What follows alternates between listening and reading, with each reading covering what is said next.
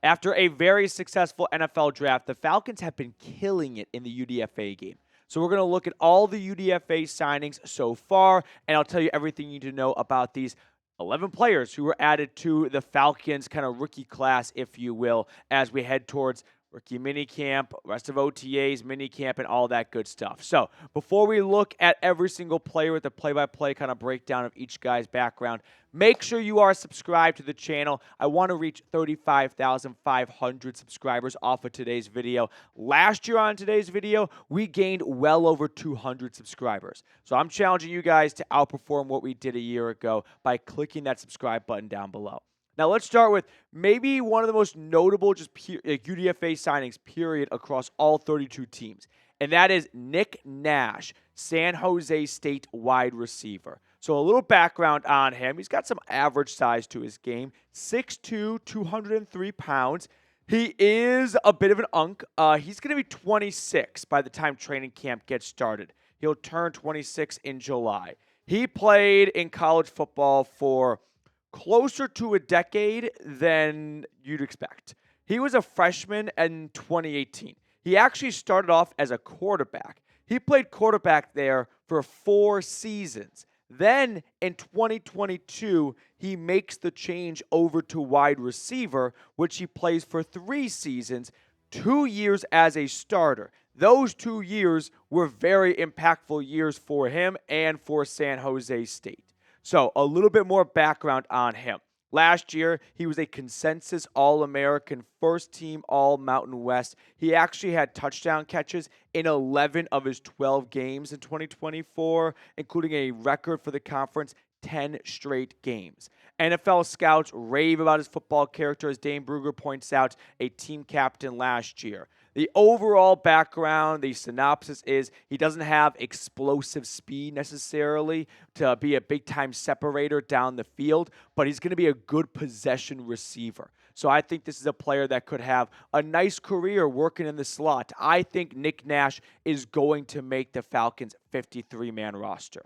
The next player I want to look at may be the creme de la creme of all UDFA signings, and it is 3-time Big 12 conference player Cobee Bryant out of Kansas. So this is one of the big gets for the Falcons. And the reason why they were able to get these guys is they only had 5 draft picks. So you got to think about this as a UDFA, you kind of have your pick of the litter, which is weird because you'd expect to, you expect to be better to get drafted in like round 7. Sometimes it's better to be a UDFA. And for Cobee Bryant, he picked Atlanta because he's got a great chance of making the roster.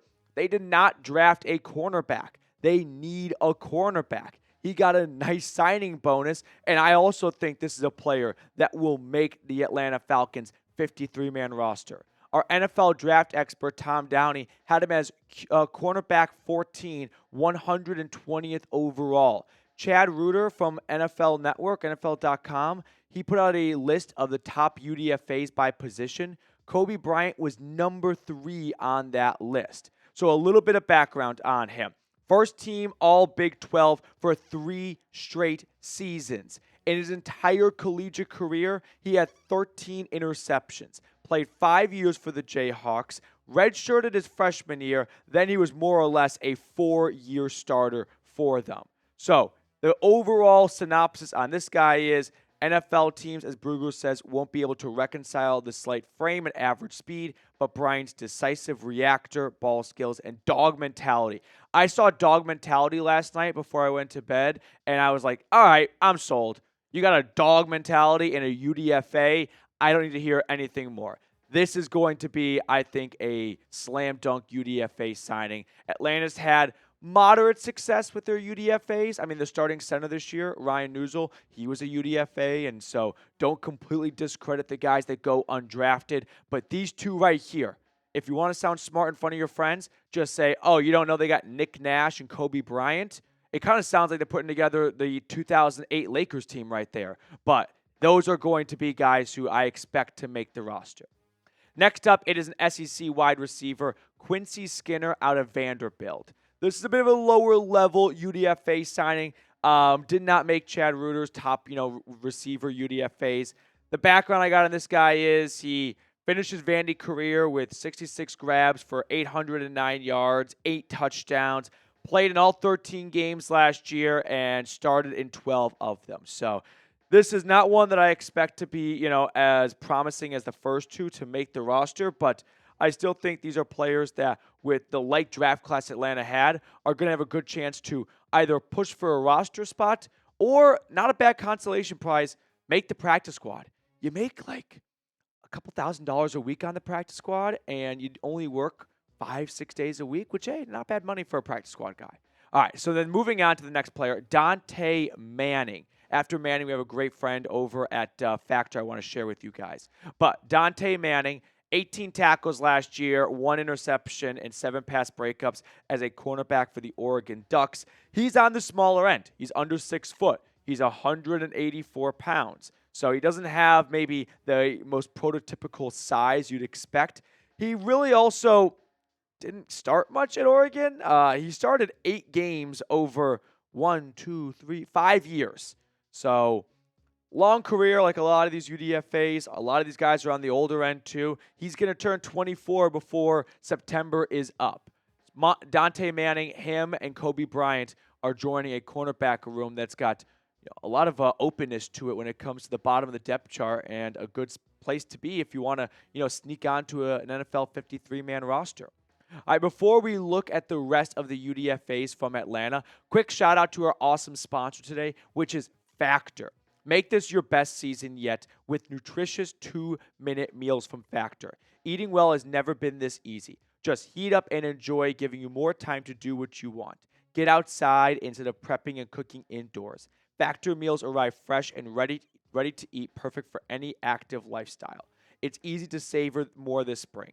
Factor meals pack in the flavor with none of the fuss.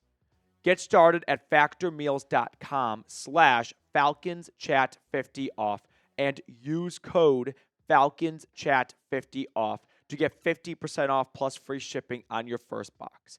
That's code FalconsChat50off at factormeals.com/FalconsChat50off for 50% off plus free shipping. I put all that information in the comments and description of today's video. Shout out to Factor for supporting us here at Falcons Today. Moving on to the next UDFA, it's a linebacker from North Dakota State, Nick Kubitz. I don't have a lot of intel on him, but I'm going off the picture alone. He looks 35, and he's got 3 kids, and he's a lumberjack on the weekends. I mean, you get in the hole and you see that guy on the other side, turn around. That's your breakdown, Nick. Welcome to Atlanta, dude. Also, I'm going to just go on a limb here and say he's probably he's from Dubuque, Iowa. I'm going to go on and say a limb here and say he's probably never gone south of Mason-Dixon. And so it might be a little bit of a culture shock for him. 6'2", 224, special teamer. That's my breakdown for Nick. Welcome to the Falcons, dude. On to the next player, Joshua Gray. We've got some offensive linemen, some of the big boys to look at here. So Joshua Gray, here's what we have on him. He was a 7th-year guy. He's the number 3 interior offensive lineman from Reuter at NFL.com. So a player that has a decent chance of pushing like guys like Kendall Hinton, Javon Gwynn for a roster spot when it comes to that offensive line. Here's where Tom Downey ranked him amongst all the centers. Number 6. Keep in mind, for an overall grade of 197, not bad considering there are 257 draft picks.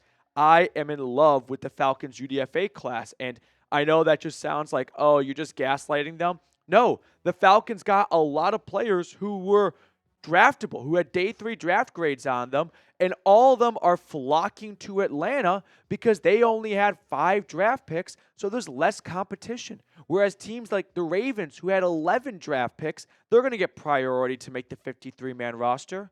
So why not go down to Atlanta where the competition is way less? Love this right here for the Falcons.